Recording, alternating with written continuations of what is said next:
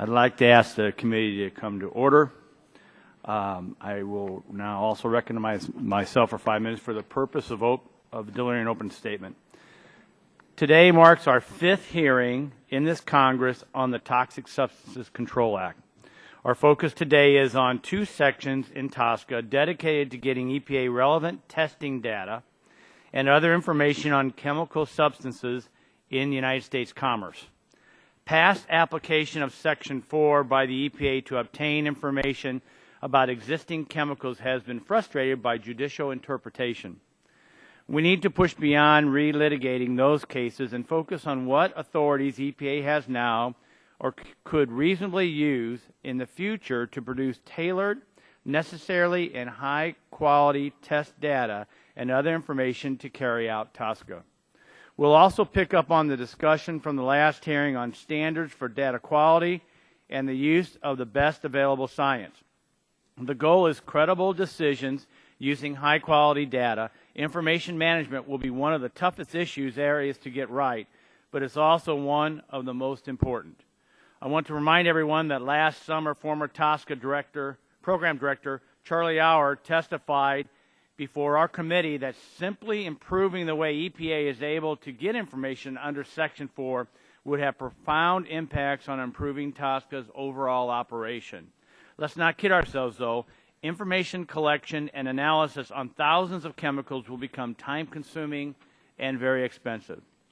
EPA will have to be smart and efficient to make this program work, especially when it comes to using available information, particularly exposure history, in deciding whether more testing is needed and who should do the testing. Today's hearing will also focus on reporting for the thousands of chemicals in commerce. Section 8 requires EPA to develop and maintain an inventory of all chemicals or categories of chemicals that are manufactured or processed in the United States.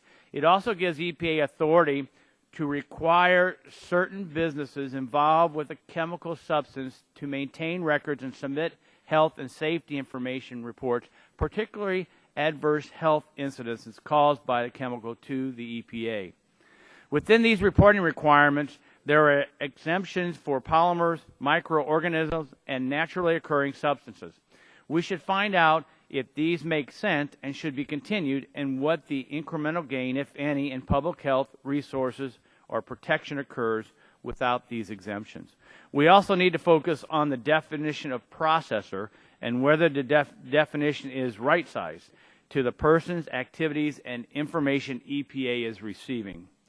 With that, I want to welcome our witnesses and thank them for their expertise and candor.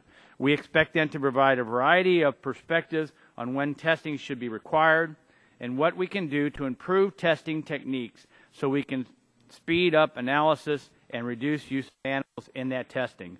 We look forward to their views.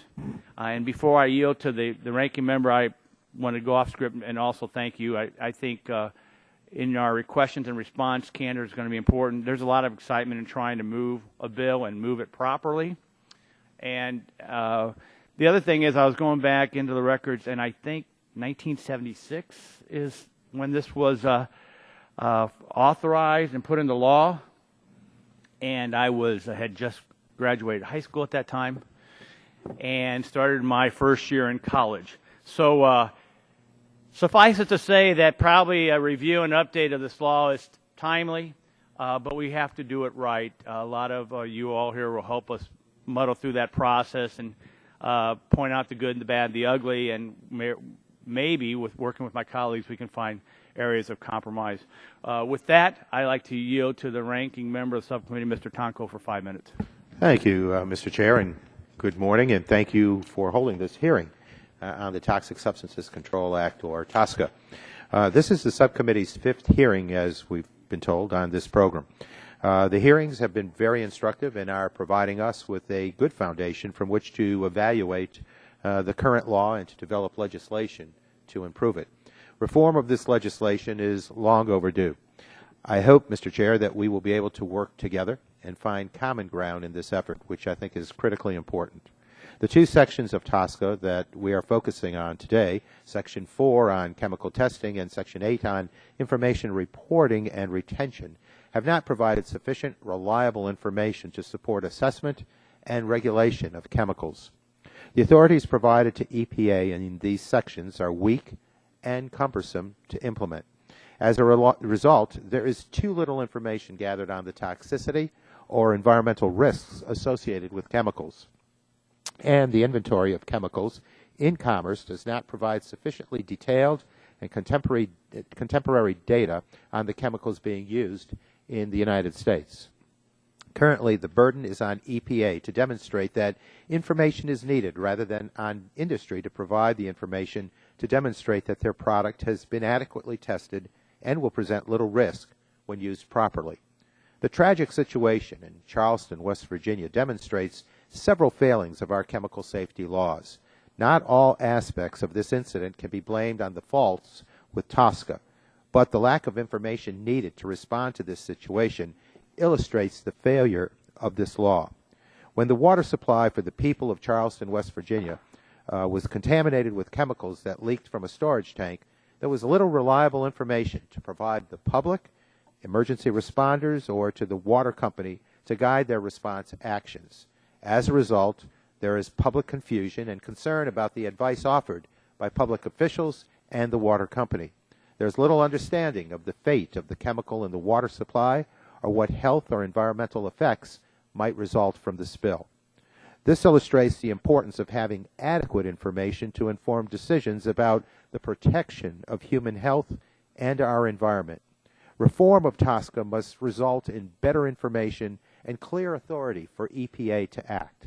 The agency must have sufficient information to evaluate the risks of chemicals currently on the market, and basic information should be available before we have an accident, not slapped together in the midst of a crisis. The agency must be able to assess the risk of new chemicals before they enter into commerce. Dr. Paulson informs us in his testimony that a substantial portion of chemicals are known to have a wide range of adverse and mostly irreversible effects on child health. That's a prime warning. So it is important that we move forward with a law that recognizes that fact and offers adequate protections for everyone. I look forward to the testimony of our witnesses today, and I thank you all for being here to share your views on what is a very important topic. And again, I thank you, Mr. Chair, and I yield back. I thank my colleague. Now, Chair recognizes the Chairman of the full committee, Mr. Upton, for 5 minutes. Well, thank you, Mr. Chairman. Today we are going to continue our examination of TSCA with a focus on the nuts and bolts of chemical information. For sure, we want to develop a system for chemical regulation that is the gold standard for the rest of the world. It doesn't mean the most precautionary or the most commercially freewheeling. It means a balanced system rooted in the best science and highest quality information so that all of us can be confident that if the chemical is in our stream of commerce, it's safe and commerce flows freely across state lines and across borders. The foundation of that confidence should be information, and that information must be grounded in rigorous science available for everyone to review, organized by category and backed up by state-of-the-art testing when needed. The technology of testing has vastly advanced since 1976, and it will continue to evolve in a positive way. High-power computers will simulate and sort exposure data and analyze chemicals in batches by category so that time spent testing for biological effects and need to test on live organisms is, in fact, reduced. We've also got to make sure that we don't go overboard and become obsessed with data collection for its own sake. There are thousands of chemicals in everyday life that are understood to pose no unreasonable risk when used as intended. We need to identify those based on information that we already have. Then we can focus our resources information development on the ones that we aren't so sure about. It's often said that the job of the manager is to know when to stop taking data and start making decisions. That's the challenge for EPA under reform TSCA. It's also the challenge that we on the committee face as we transition from our examination of current law to developing our own ideas for how to modernize, after nearly 4 decades, this body of regulation. So I look forward to working with every one of our committee members as we set on that path. And I have every confidence in you, Mr. Shimkus, to chart a successful course to get this job done. Really, I do. And I also appreciate the leadership of Mr. Waxman and Mr. Tonko and every member of this subcommittee for the hard work that they've put in. We need to chart a path that, yes, not only will reach the House floor, but ultimately reaches the President, and it needs to happen this year. All of us have stayed focused through these hearings and developed the policy expertise that will benefit each of us in our deliberations. It's hard work that attracts little publicity, but in the long run, our world is certainly going to be better for it. And I yield back. Gentleman yields back his time. I want to make sure I get that clip and send it to my spouse so that she knows that I'm and working. Your high school science teacher. That's right. No, I don't want to go there. Now, and this will be the first of many times that we get to recognize the ranking member, but being the first one, I want to congratulate Henry on his announcement. I don't expect him to go away quietly. I do expect involvement after Congress still with us and our issues, but with that, let me yield 5 minutes to the ranking member and Chairman Emeritus, Mr. Waxman, for 5 minutes. Thank you very much, Mr. Chairman. I'm going to also give you a clip that you can share with your family, because I agree with Chairman Upton. This is a time for us to work together, and I want to work with you on reform of the Toxic Substances Control Act. I believe TSCA is a flawed law that must be updated, and we need to work together to do this. Last month, state and federal officials in West Virginia were left scrambling when they could not find meaningful health and safety data on a chemical that had polluted the drinking water of 300,000 people. This disaster illustrated some serious problems with the current law. New chemicals enter the market without basic toxicity data. Untested chemicals remain on the market, and chemical manufacturers often are not required to submit tests that they do are not required to submit tests that they do to EPA. This is an area ripe for congressional action, and holding a series of hearings is a step in the right direction. But we also need to start bipartisan talks to see if we can reach a compromise that protects the public from dangerous toxic chemicals without unduly burdening industry. It's an open secret that the majority staff is drafting a TSCA bill, but at this point they've shared nothing with the staff on our side of the aisle. They haven't shown us language or explained their concepts for TSCA reform. Of course, Mr. Chairman, this is your prerogative, but the reality is that an unbalanced proposal simply isn't going to become law. The Senate also has drafted a proposal for TSCA reform. The chemical industry strongly supports it, but the public interest community is deeply concerned about the proposal. We need to strengthen TSCA, yet most environmental groups believe that the Senate draft would actually weaken the current law.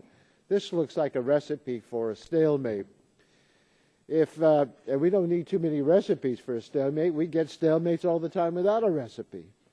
If we're going to succeed, however, in reaching a compromise that will become law, we need a formulation that both sides, industry and environmentalists, can support. And I think there's a way we can achieve this. It's not commonly known, but in 2011, the American Chemistry Council, representing industry, and the Safer Chemicals Healthy Family Coalition, representing public health groups, sat down to see if they could find common ground on TSCA reform. They found many areas of agreement and documented the agreement in a memorandum prepared by the Meridian Institute. I believe this consensus between industry and public health groups could be a basis for productive discussions in this committee. Later today, I'll be sending a letter to these groups requesting they share their results with our committee. And Mr. Chairman, I'd like to invite you to join me in sending this letter. The results of their careful policy discussions just might be a blueprint for success in our committee. In recent days, I've been asked a lot about my views of Congress, particularly since I announced I'm leaving. Now people want to know what I think about Congress. Well, I've said that although there are aspects of Congress today that I strongly dislike, I remain convinced that Congress can still be a powerful force for good for our nation. I hope we can demonstrate that once again by working together on TSCA reform. Only when we work together do we see successful legislation all the way through to the President's signature. That's what we need to do, initiate successful legislation in this committee and see it all the way through. We have a history of that in our committee, and I hope we could go back to that pattern again. Thank you, Mr. Chairman. Yield back my time. Gentleman yields back his time. Now, again, the chair, I'd like to welcome you all here.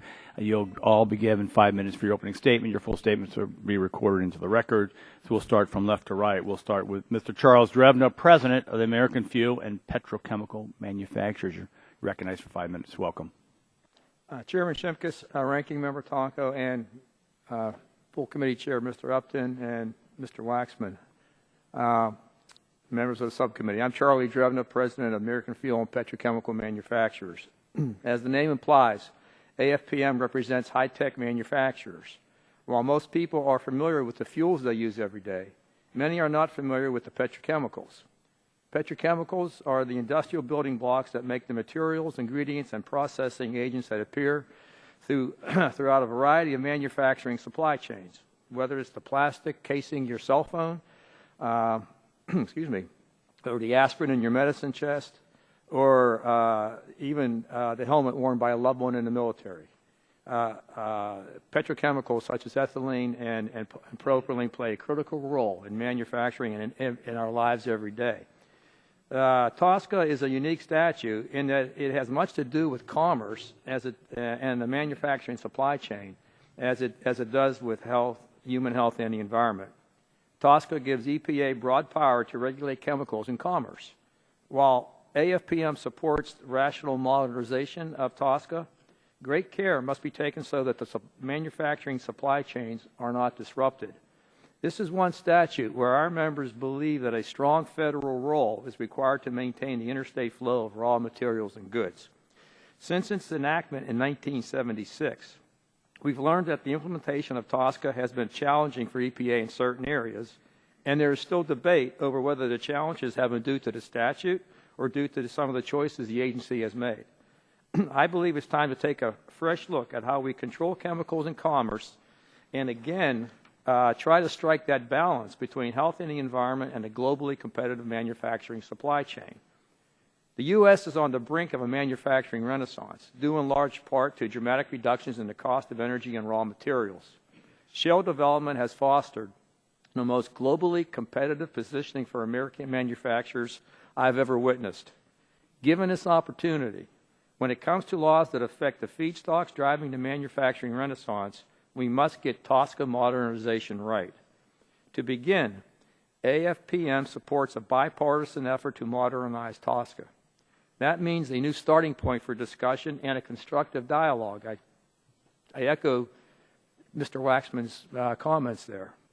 The current TSCA statute provides a solid backbone for chemical regulation, but AFPM does see room for improvement. One area for improvement is more guidance from Congress that directs EPA to prioritize chemicals in commerce. AFPM views prioritization efforts under the Canadian Chemical Management Program as a reasonable, achievable model. The approach used in Canada is a screening-level look at chemical hazard and exposure that tells scientists whether or not more work is needed to deem a substance safe for its intended use and the conditions of that use.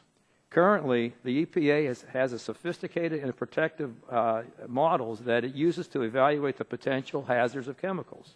The agency collects data under the Chemical Data Reporting Rule to determine the exposure potential of chemical substances. So there are no technical or practical reasons that EPA cannot prioritize chemicals for further work. Congress should also include provisions that increase scientific quality and transparency at the agency. Specific language should require EPA to develop criteria by which the agency and public can judge the quality of scientific studies under consideration, as well as EPA risk assessments. An important part of TSCA is Section 4, which authorizes EPA to require laboratory testing of certain chemicals.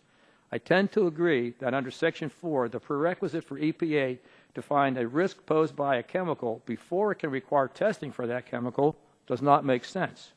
The exposure finding, on the other hand, is a built-in check and balance to prevent EPA from demanding unreasonable animal-intensive tests that will not lead to a further and better understanding of safety.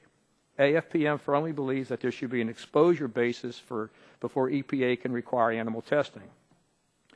AFPM's highest level principles state that TSCA should be a tiered, targeted, and risk-based approach. This is especially true for testing and data collection. A tiered approach begins with the use of existing information, protective models, and structure-activity relationships. If there is an unreasonable amount of scientific uncertainty at a screening level, then the substance would be subject to the next tier in which information is collected to reduce the uncertainty. When it comes to Section 8, which authorizes EPA to collect information that provides an accurate reflection of chemicals in commerce, Congress should also provide specific guidance. For example, the Chemical Data Reporting Rule, EPA is required for producers to use exposure information. In closing, there are other sections of TSCA that may need updating, but I'm confident that the subcommittee will address those issues at a later date. Thank you, Mr. Chairman, Ranking Member Tomko, and the subcommittee members for allowing us the opportunity to express our views. Thank you, Mr. Dreven. Now the chair recognizes Mr. Robert Matthews from McKenna, Long, and Aldridge on behalf of the Consumer Specialty Products Association. Sir, you're recognized for 5 minutes. Thank you. Good morning, Mr. Chairman, Ranking Member Tomko, members of the committee.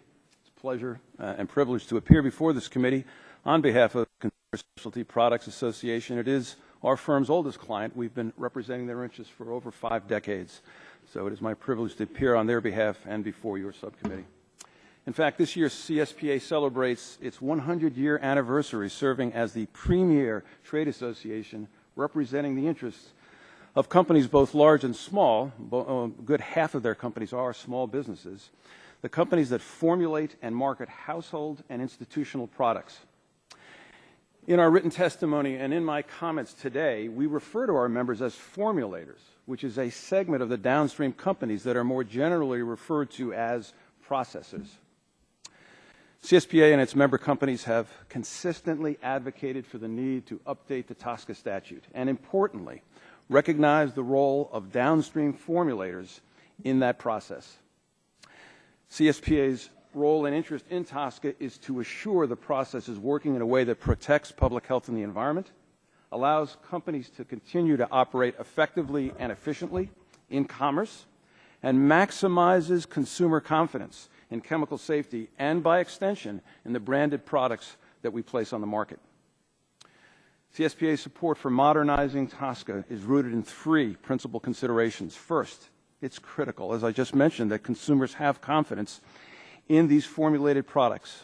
Maintaining that high level of confidence in the safety of chemicals used in their products placed on the market is of utmost concern to CSPA and its member companies. Second, CSPA member companies who sell formulated household and institutional products increasingly face a multitude of state regulations, indeed not only at the state but at the local level, as legislative and regulatory entities are simply not waiting for Congress to act to modernize this statute. So we support modernization because it will create a more predictable environment in which companies can engage in interstate commerce. And finally, among the reasons we have continually supported changes to and modernization of TSCA is because our companies, like others in industry, are impacted by the adoption and globalization of the EU REACH program, with its focus on regulation by hazardous properties of chemicals and its calls for massive data into the system that is often unnecessary, costly, and burdensome. We think this is an opportunity for the United States to assert its leadership in establishing risk-based global chemical management programs. So I'm now, with that background, pleased to share with you our very specific thoughts on how CSPA and its member companies can meaningfully participate in the TSCA statute that would emerge after modernization. So we have focused in particular on the issues that impact our members. Those include in particular one that is before this committee today, that is Section 8 and the reporting provisions thereunder. We've also focused considerable attention on the confidential business information, or CBI, provisions of Section 14. So I will largely focus on Section 8, as this committee has requested, and the impact of that section on the prioritization program under Section 4. Key to modernize TSCA is an affirmation of a risk-based chemical management system, meaning that at the time that EPA is prioritizing chemicals for review and setting standards, they are focused not only on the hazard or intrinsic properties of that chemical, but the manner in which those chemicals are used and the potential exposures that they create.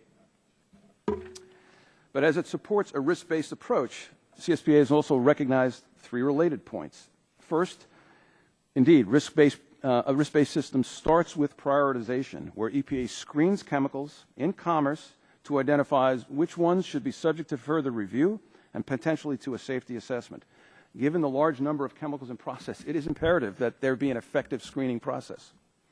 Second, to properly screen and indeed, again, potentially to conduct risk assessments, EPA must have information on how those chemicals are being used and their potential exposure scenarios that they create. And that leads to the third point, which is EPA has to have the means to get that information from where that information lies, which is principally with the downstream community, who know much more about use and exposure than do the raw material manufacturers. So the role of formulators under a revised TSCA, therefore, can be very much defined and targeted for that purpose. We have spent considerable time focusing on the elements that would be useful in that regard that would impact our member companies. So we have done so in a manner that aligns what we think is EPA's needs at the prioritization stage with the information that we have. So we would propose to submit to the agency information that involves chemicals we place in products, information on chemicals that are placed in products intended for use by children, information on the concentration range of the chemicals in those products, and indeed the number of workers, that is, who are involved in formulating those materials. Combined with the hazard materials, that is to say the hazard information that EPA would have from the chemical producers, this would give EPA all that it needs in regard to prioritization. So I have much more to say about confidential business information. Perhaps that will come up, but that is the principal focus of our efforts, is to get that kind of use and exposure information into the agency. Thank you.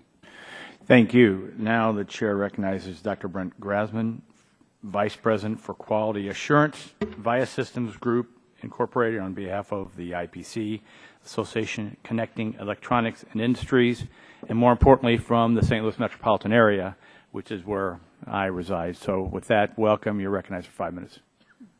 Thank you, Mr. Chairman and members of the committee, for the opportunity to address you today. Via Systems is a global manufacturer of printed circuit boards. We're headquartered, as the chairman mentioned, in St. Louis.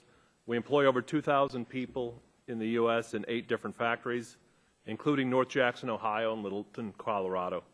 We make printed circuit boards that are used by leading manufacturers of transportation, telecommunications, medical, defense, and aerospace products.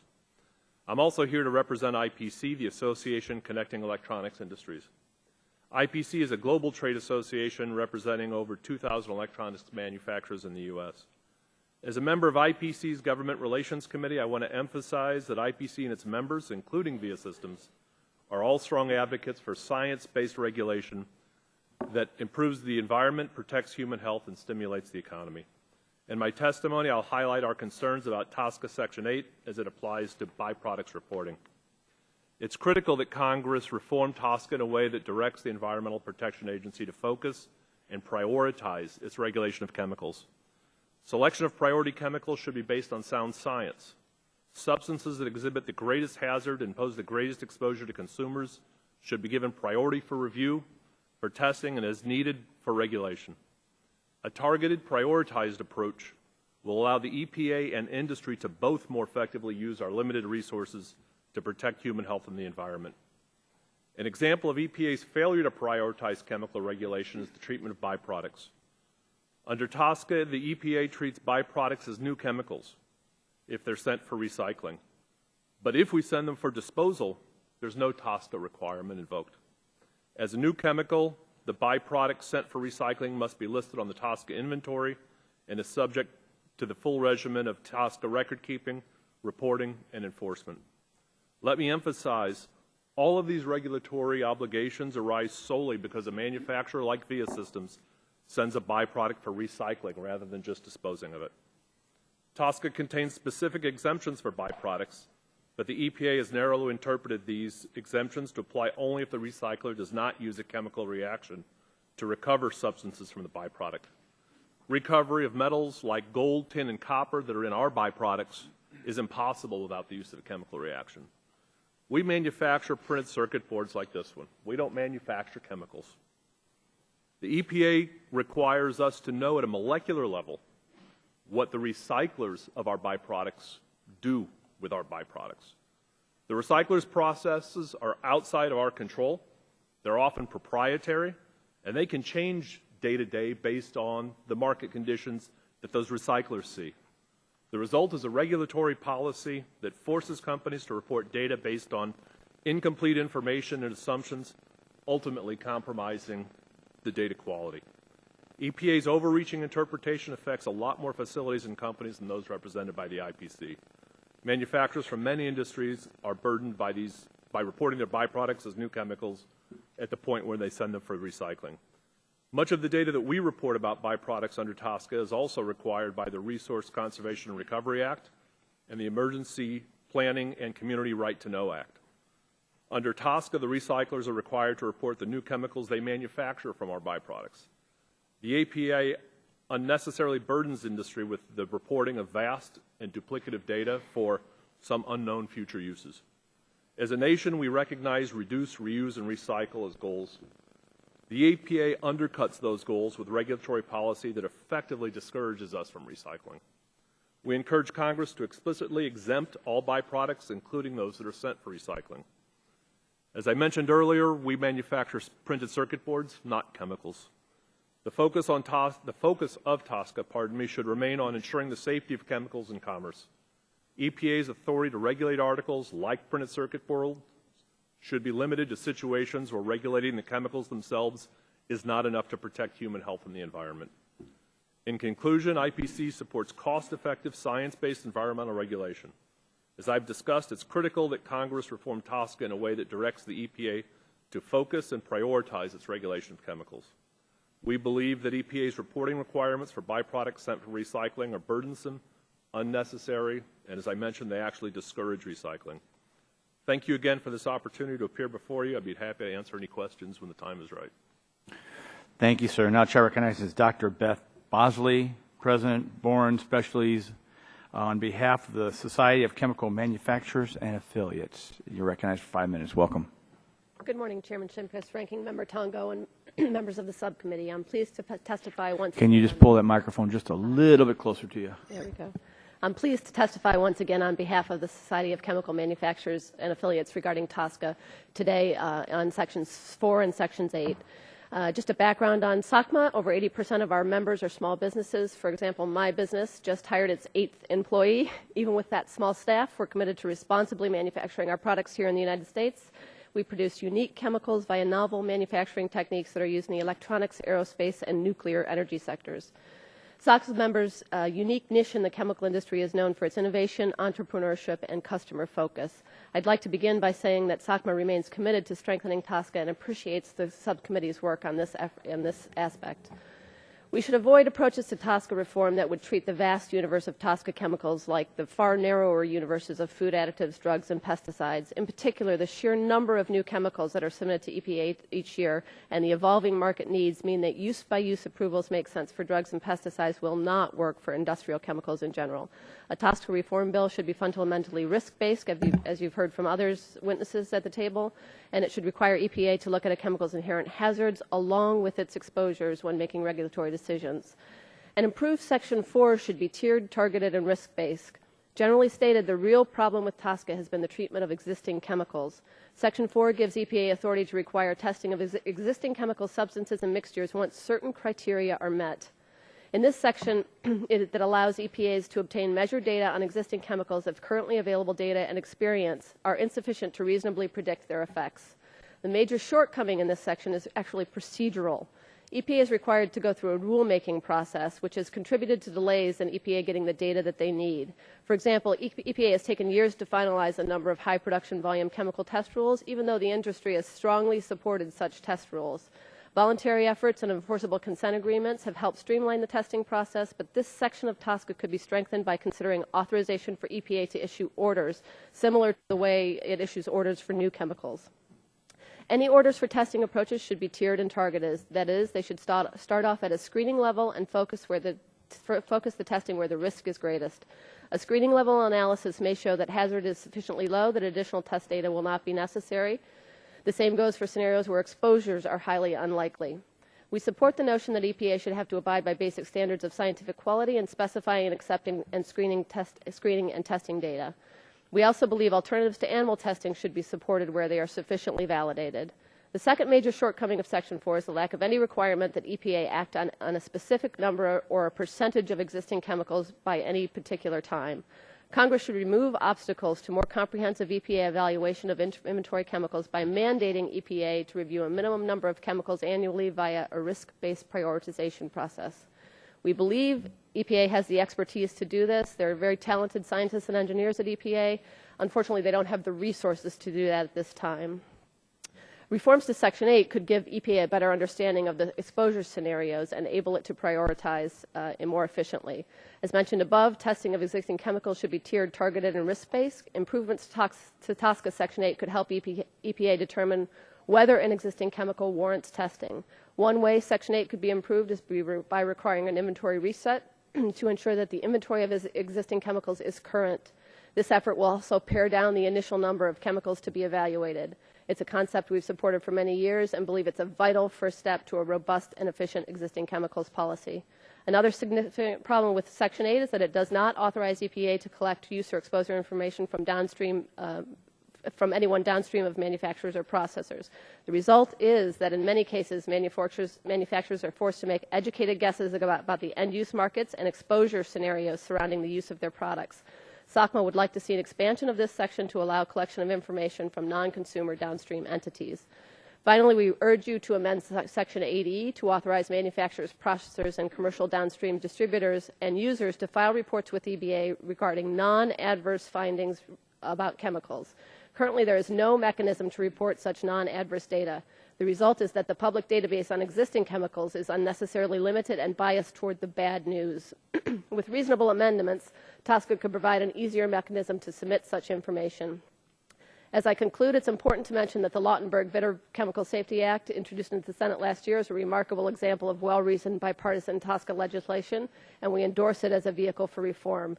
The subcommittee should be able to leverage much of the work done there, including the work on Sections 4 and 8. Thanks for this opportunity. I'd be happy to answer any questions. Thank you. And before I go to Dr. Willett, we did have Vitter and the new co-sponsor, Udall, here for a hearing on this bill, and we applaud their work and look forward to the building on that. So the chair now recognizes Dr. Catherine Willett, Director, Regulatory Toxicology, Risk Assessment, and Alternatives from the Humane Society of the United States of America. Welcome, and you're recognized for 5 minutes. Thank you, Chairman Shimkus and Ranking Member. Pull that mic just a little bit closer, too, because we want everyone to hear you. Okay, thank you.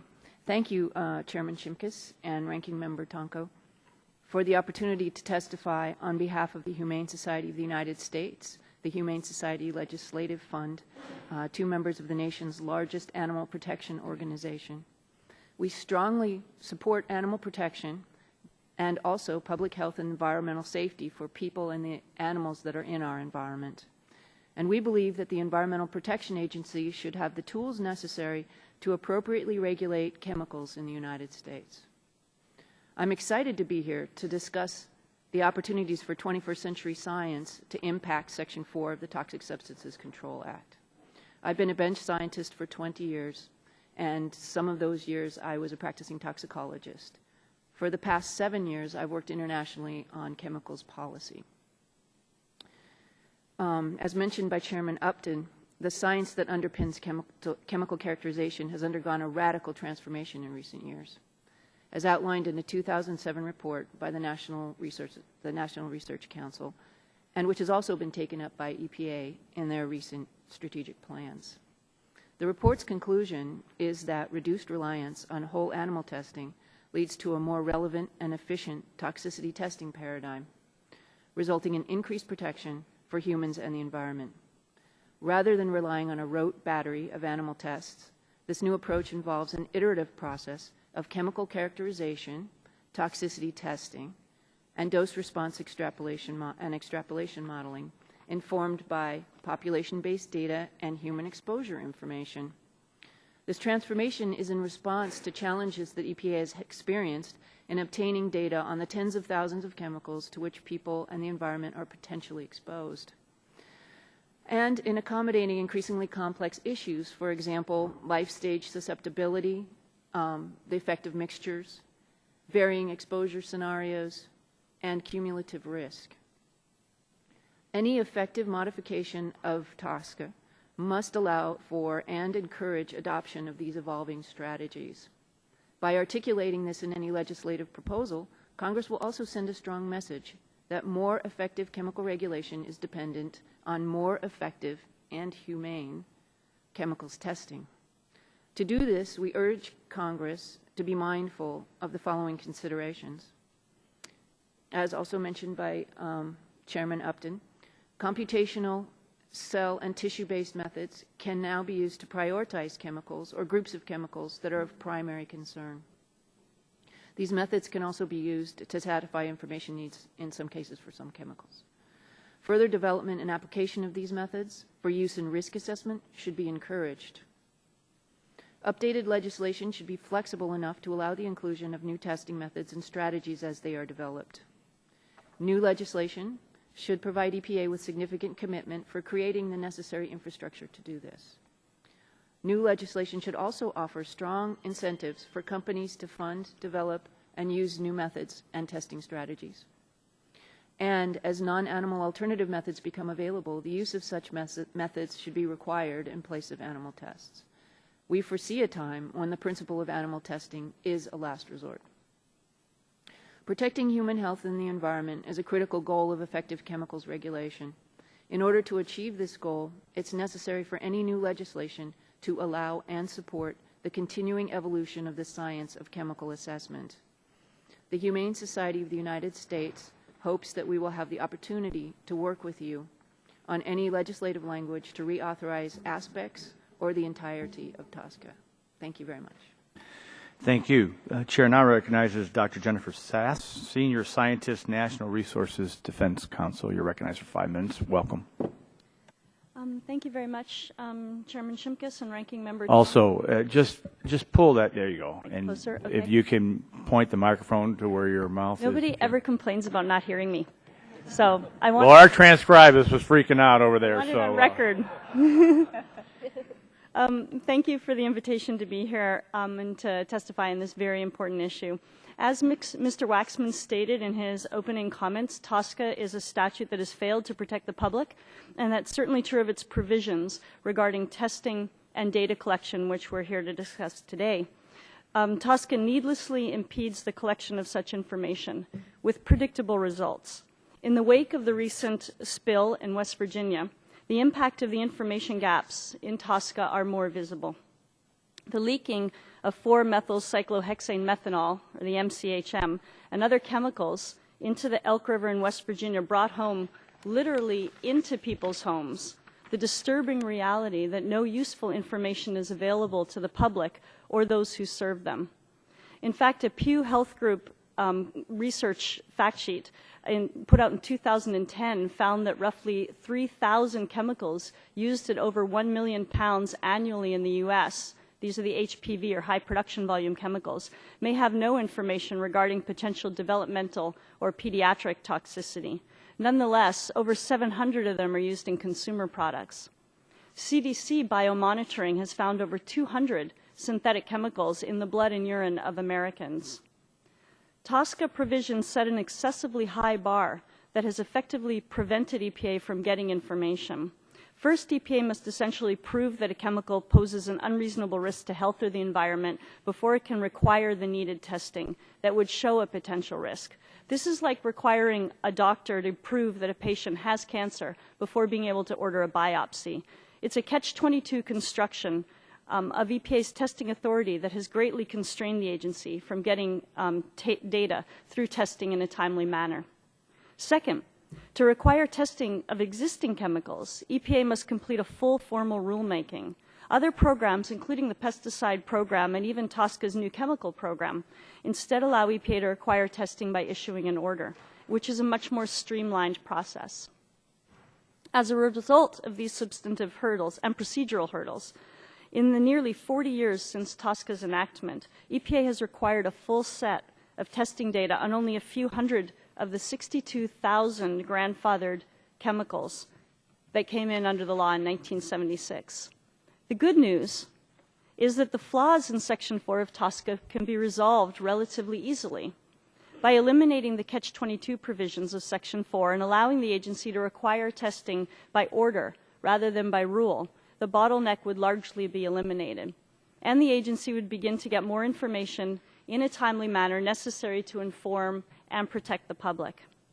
The failure of TSCA and the subsequent action at the state level to collect information and to limit the use of harmful chemicals has prompted renewed discussion of TSCA reform, which is useful. But the Chemical Safety Improvement Act, S1009, as introduced, will not solve the problems with current TSCA and in some respects will make things worse. The introduced bill would prevent EPA from requiring testing for a chemical until it has already been identified as a high priority substance. This essentially replicates the existing Catch-22. EPA would generally need evidence of hazard or exposure for a chemical to be designated high priority in the first place. Although EPA would be allowed to require testing for high priority chemicals by order, the universe of potential chemicals for which EPA could require testing would likely be greatly reduced. We also need more detailed use and exposure information for chemicals, as has been mentioned by other speakers, beyond what is currently captured in EPA's chemical data reporting rule. Unfortunately, the chemical industry has routinely failed to provide updated production use and exposure data and strenuously resisted government action to collect it.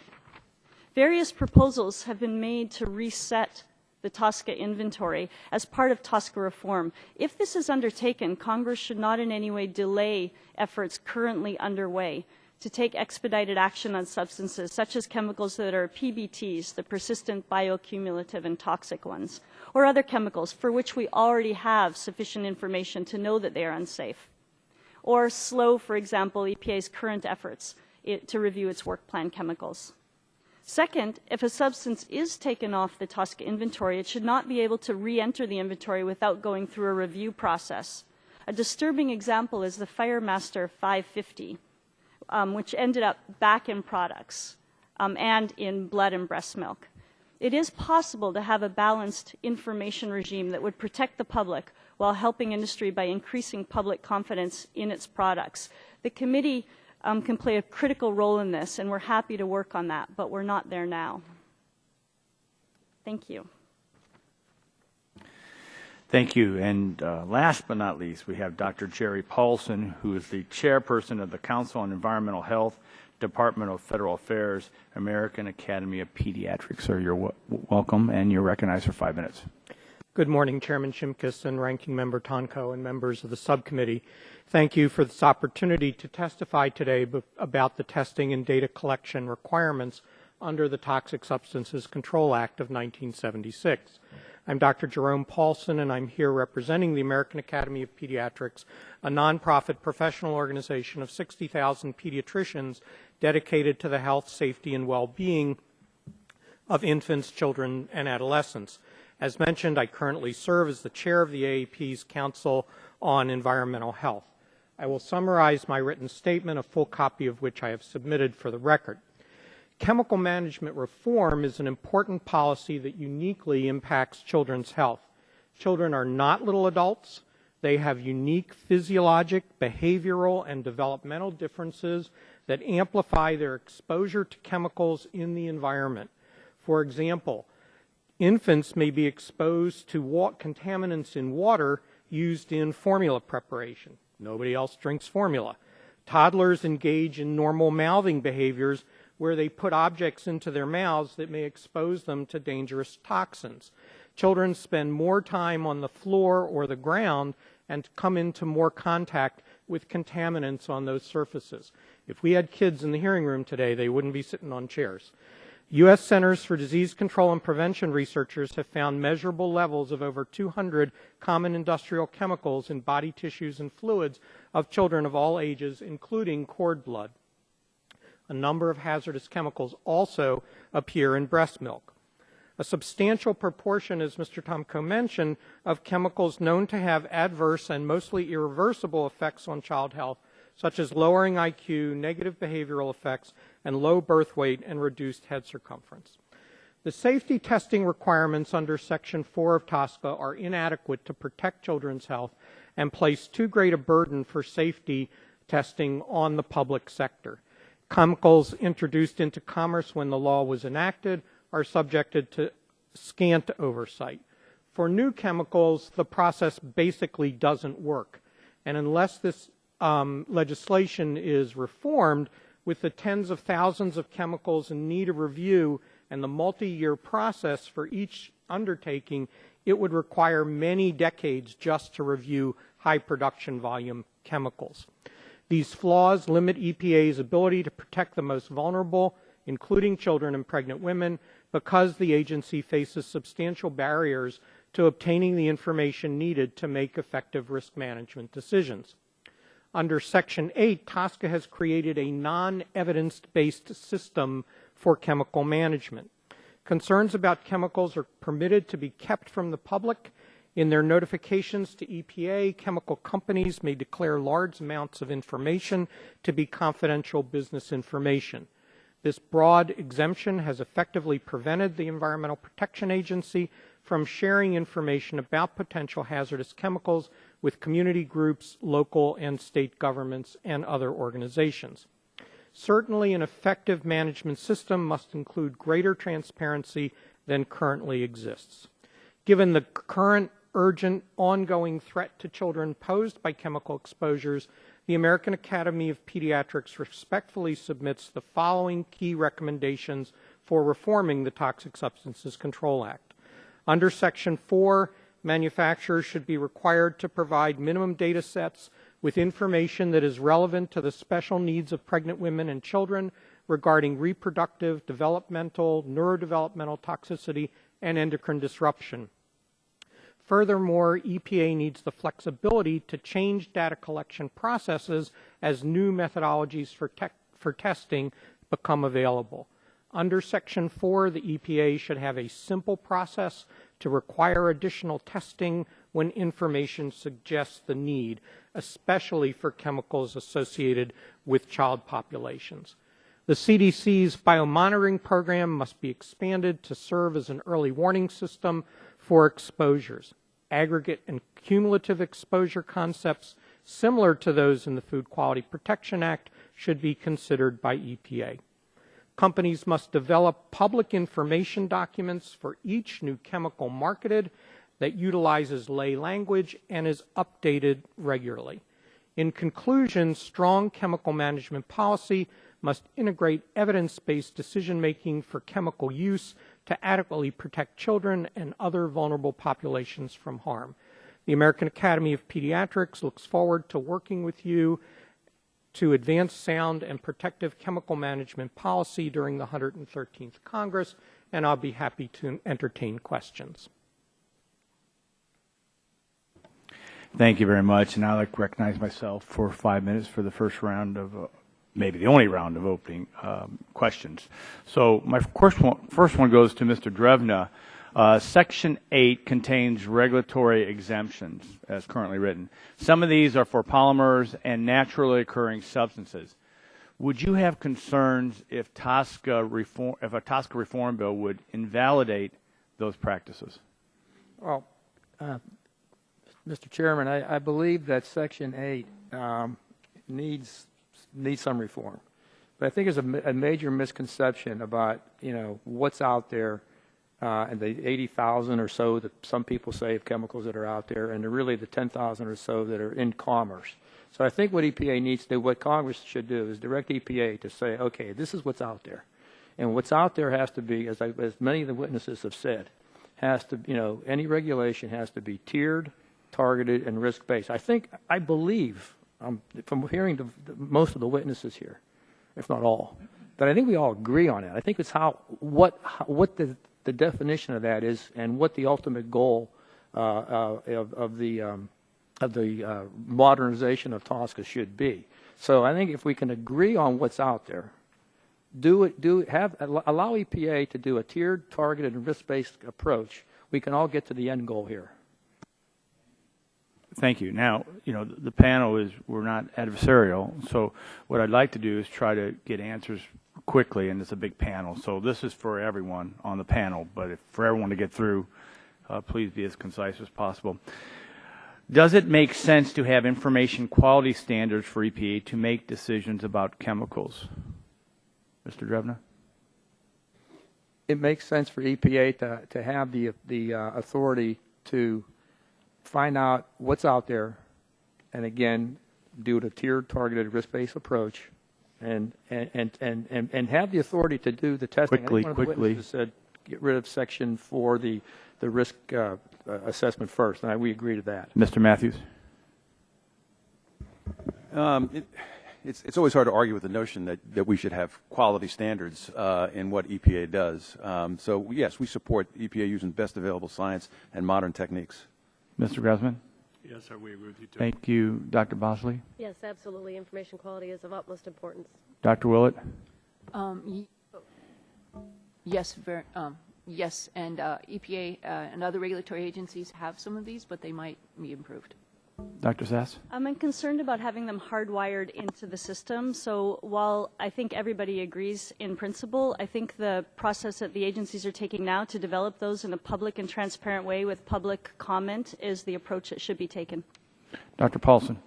Quality standards are important, but I don't think they should be in the legislation. The EPA needs the flexibility to change with time, and as new methodologies for chemical testing come on the market, they need to be able to respond to that. Well, and my next question follows along on that response. Should different standards apply to testing? Mr. Drevna? Yes, it has to be what is the yes. Thank you. Mr. Matthews? Yes. Grasman? I've got to defer. We're manufacturers, not chemicals. Right, very good. Dr. Bosley? Sure, it should be based on risk. Dr. Willett? I'm not sure I understand the question. I'm sorry. Should there chemicals and processes are not all the same? So the question is, should there be different standards apply, or should there be different standards to the level of risk-based chemical that might be out there? Yes, I believe that's true, but I think I may tend to agree that it might not be a legislative issue.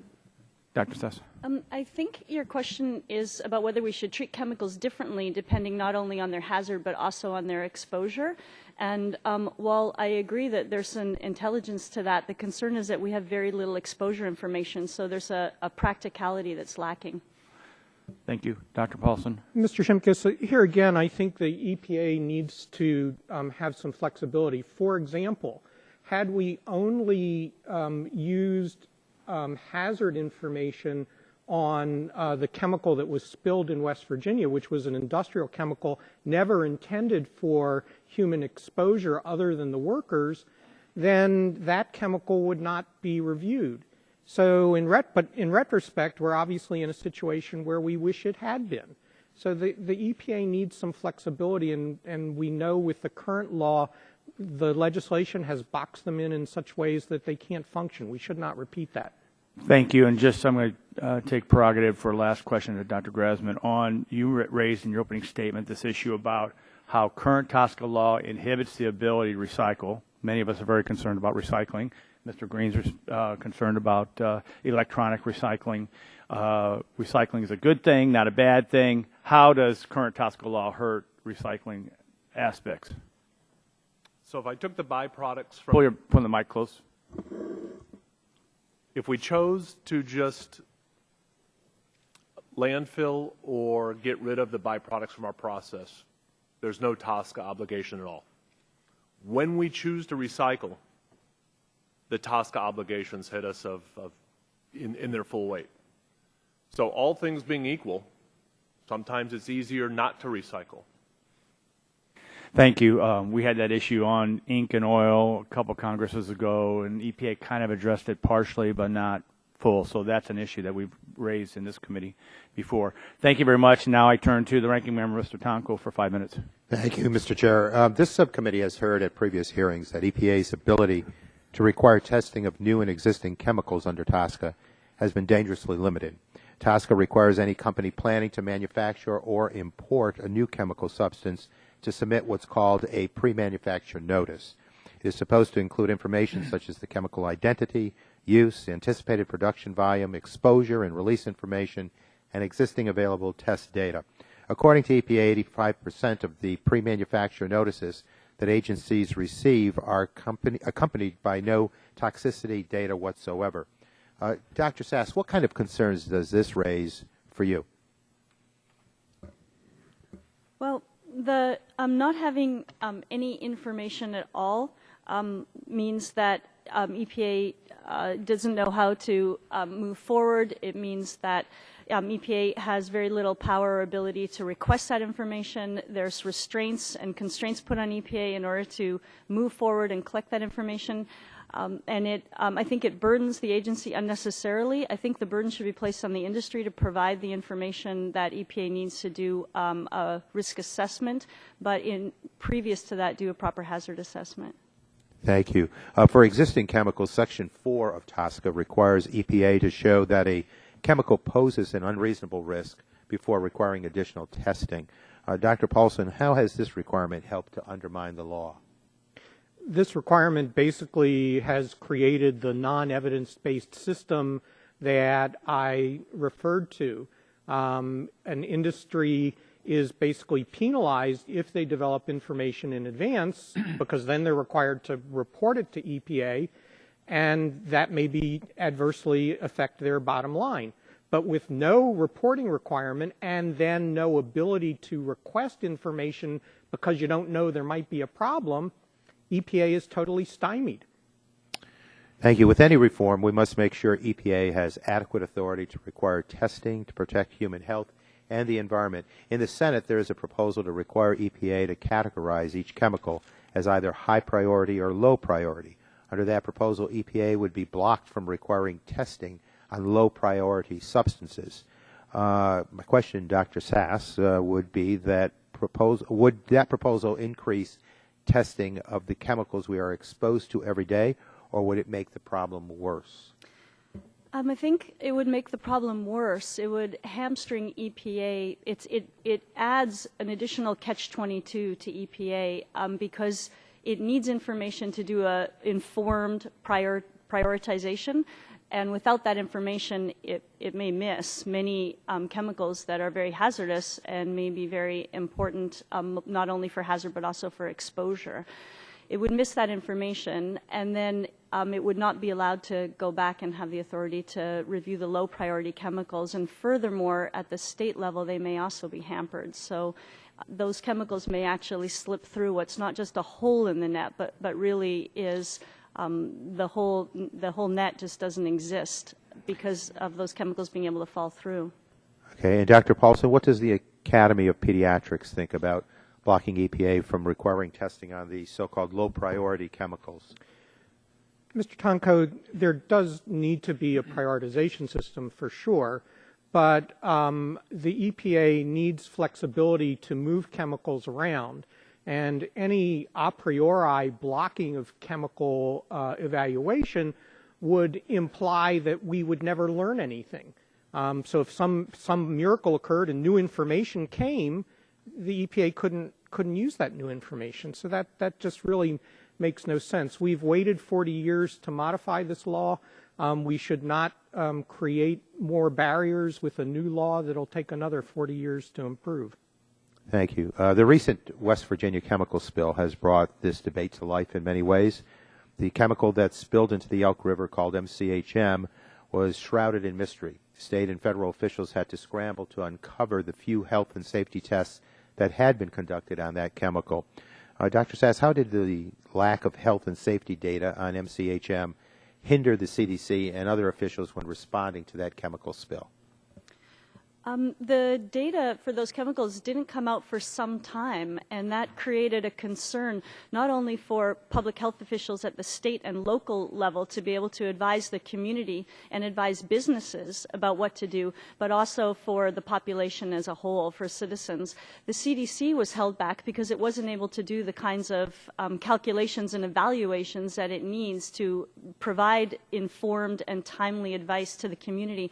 And also, health officials and first responders weren't able to get information rapidly. They were having to advise and treat under a situation where they were essentially blindfolded because of that situation.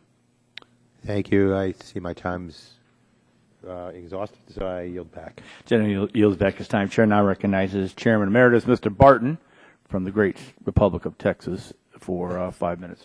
If only we were still a republic, but, you know, that's water under the bridge. Well, thank you, Mr. Chairman and Ranking Member, for holding this hearing. I don't have too many questions. My first question would be to Mr. Drevna, and you may not know the answer. Do you know how many chemicals right now are in the TSCA inventory? I'm sorry, I didn't hear you. Do you know how many chemicals right now are in the TSCA inventory? We talking hundreds of thousands, millions?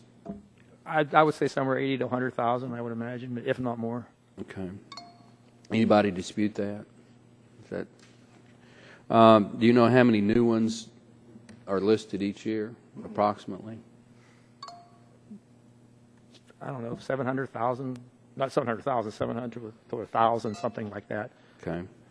Is there a, I know this whole hearing is on testing and disclosure, but is there a major controversy?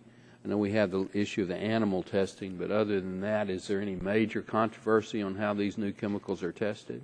I think I believe that the new testing, the testing for new chemicals is pretty well established. As much as I criticize EPA, they've done a nice job, in my understanding, doing the new chemicals. Do any of our other witnesses at the end of the table dispute that?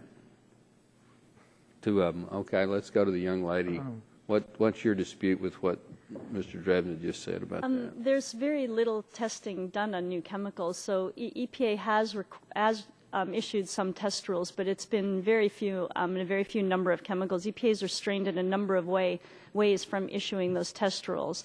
There's timing on those. There's authority limitations for EPA. There's the requirement that it needs to actually find some hazard before it can issue new test rules, that catch-22 that several witnesses, including myself, mentioned. So actually, it's been very ineffective. There's been very few chemicals that have been tested. Now, is your complaint that EPA has tended to engage in what we call a voluntary procedure as opposed to the more complicated mandatory procedure? Is that a complaint, or? Well, it's a complaint where it hasn't worked. So there have been a number of voluntary initiatives that have been larger, and there's been some information that has been gathered from those, but not very much. So I would say that they haven't been effective overall, and there's been congressional reviews that have shown that. But at the chemical by chemical level, so as chemicals are coming through the program, mostly instead of EPA issuing test rules, because they are very cumbersome and because they can be challenged, EPA tends to negotiate with the company about what test rules it'll issue. I'm not opposed to that, so I'm not complaining about that process, except where it has held back on EPA from being able to issue the kind of test rules that it needs to make a proper hazard evaluation. Dr. Paulson, you raised your hand. I think that the voluntary programs have been ineffective. They've produced very little in the way of new information. The current legislation and the judicial interpretation of that legislation effectively block the EPA's ability to ask companies for toxicologic information on the chemicals that they are introducing into the market, and that results in playing catch-up, where years later individual scientists at universities do studies, and lo and behold, we find chemicals in human bodies that were never intended to be in human bodies, and we find that those chemicals have adverse effects on those human bodies There are just numerous examples of that. Give me one example. Brominated flame retardants, perfluorinated chemicals, of which Teflon is one brand name. Those are two examples. And it's those chemicals were improperly tested or improperly used or illegally used? None of the above, sir. They weren't adequately tested before they were marketed. They were used in ways that presumably industry thought was safe because they themselves did not have the data to indicate that they were getting into human bodies until later, and they didn't have the data that they were harming human bodies until later. So I'm not suggesting any malfeasance here. It's just that unless we develop the data before the chemicals come on the market, we are always subject to playing catch-up. My time has expired, and I want to thank the panel. I want to thank my colleague. I just want to follow up real quick on one of the answers. It's our understanding the burden of proof is in Section 4, not Section 5. So we got to be careful that we're conflating the authority under this law. That's why going through this legislative process and our hearing is going to be very difficult because we found that this language is very, very tough. So with that, I'd like to yield to my colleague, Mr. Green from Texas, for 5 minutes. Thank you, Mr. Chairman, and I appreciate your interest in e-waste, and hopefully we can have a legislative hearing sometime so we can... I'm sorry, I'm not hearing you. I'm sorry. The frustration that all of us have is that I can't imagine how hard it was in 1976 for Congress to do TSCA, and that's probably why for the last 38 years it hasn't been revisited because of the complexity of it. My first question is that before a company introduces something into a product, should there be some minimum level of due diligence? Because Dr. Polson, you talked about the companies don't know. Should there be some type of due diligence by that company just to make sure that both for the folks that are producing that product, but also for the consumers that they should have that due diligence on the toxicity of that product? Yes, sir. That should be the basic function of any chemicals management policy, and we don't have that now. Okay. We heard testimony today about how difficult it is for EPA to make the required findings to require the generation of additional information on chemicals under existing provisions, Section 4. What additional authority should EPA have to mandate the testing? Like I said, maybe we ought to say there's a requirement by a company to do some basic due diligence, and then EPA should have the authority to ask for that information? Companies should be required to release information to EPA. EPA should not have to ask for it. It should be part of the process before a chemical goes on the market. That information goes to EPA. EPA is then able to evaluate that information and make a decision. We also have to recognize that even under the best of all possible circumstances, chemicals will receive approval that later turn out to be problematic. So EPA needs a mechanism to require companies to do post-market surveillance, provide the information on post-market surveillance. I understand that, but I also know that, and I've heard that, on any given day or week, and at least in the last 38 years, how many different chemical substances have been entered into the market. Now, somewhere along the way, if we have literally thousands of companies, and for them to give that information to EPA and then to empower EPA to then go forward, I agree that, EPA should have the authority to request that information in those testing levels. But I'm just wondering, how big EPA would have to be able to deal with the complexities of the market now. And I know from our manufacturers and our specialty companies, it's got to be huge numbers of chemicals that are developed literally almost every day. Can y'all just give us some idea on that? Well, EPA looks at 20 chemicals a week, 20 new chemicals a week. That's their statistics. And beyond that, industry develops other chemicals that don't go forward, certainly. But the resources EPA needs to look at new chemicals are very different than what they've been given to look at existing chemicals. They have no mandate, really, to look at existing chemicals, and therefore that's not where the resources are spent. Well, and that's part of our concern. I want to make sure, we have our lifestyle has been built over the use of these chemicals. And granted, there are times, for example, in West Virginia that nobody knew about that chemical. Even the first responders didn't know how to deal with it.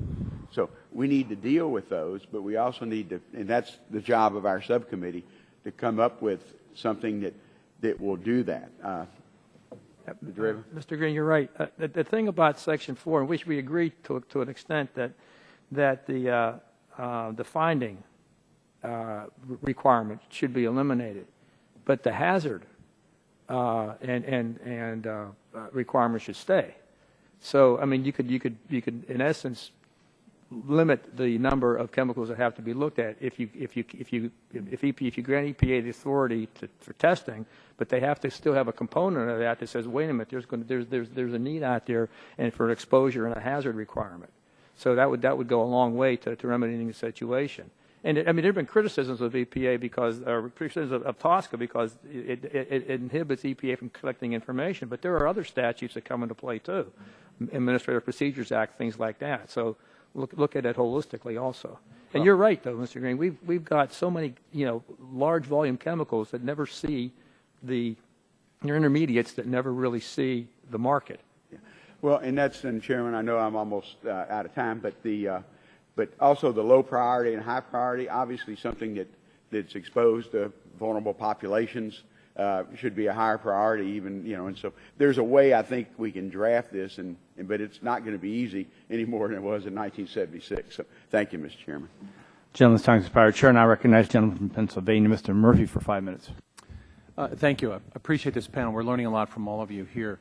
Mr. Drevna and Mr. Matthews, I think Dr. Grassman, you may have talked about this too, about this whole prioritization process, how it works. And I believe, Mr. Drevna, in your testimony you wrote that there was not 80,000 chemicals. Am I correct? That was in yours, and they're really only about 10,000. How do we prioritize the safety of these in making some determinations? How do we set these rules up? All of our concern is that which is not forbidden is permitted, or that which is permitted is not forbidden, and we want to make sure we do this right. How would you recommend wording of this work? Well, I'll go back to what I said earlier, Congressman Murphy: tiered, targeted, and risk-based.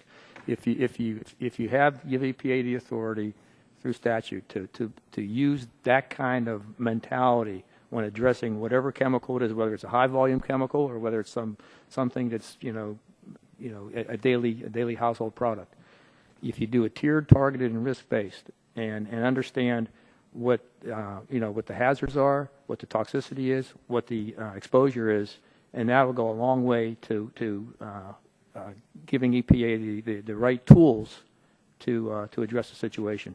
Okay, Mr. Matthews, you have anything to add? Well, I appreciate the doctor. We have honorary doctors. Well, we agree, but let's be clear. The impression shouldn't be formed that there isn't substantial information on a lot of these chemicals that are in commerce, including existing chemicals, not just new chemicals. EPA has substantial information. It allows it to start to make some judgments about which are the chemicals that should be first put through a screening process, part of prioritization. What we've said is they have substantial information, but they're missing a key component, and that is the use and exposure-related information.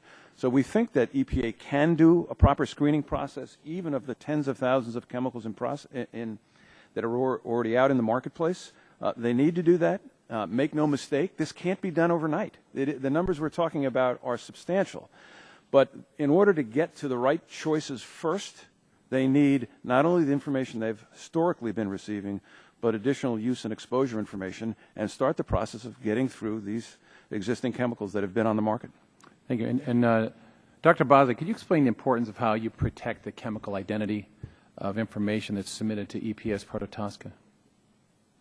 Certainly. So we in the chemical industry are first and foremost not one of us wants our chemical to cause harm to human health or the environment. By the same token, we live in the market reality, and we are faced with competitors every day. And if, for instance, my company, very, very small, my competitors all know who I am. If I were to submit something to EPA with the chemical identity revealed, they would know immediately what sort of research I was doing, and because my markets are so limited, they would know exactly where that end market would be. So it's not that I want to hide any hazard information that I have. I don't. I want to send that all out. But I would like to keep my chemical ID confidential as long as there's a robust generic name such that the public, that NGOs, and that EPA can all see what the generic name and what the hazard is. Thank you. Dr. Sass, I believe you, if I'm correct, recommending we adopt some of the standards the REACH program has in Europe. You think that would be more effective for us to do that? That wasn't in my testimony. Is that your question? No, that's my question. Do you think that would be? Do I think it would be more effective?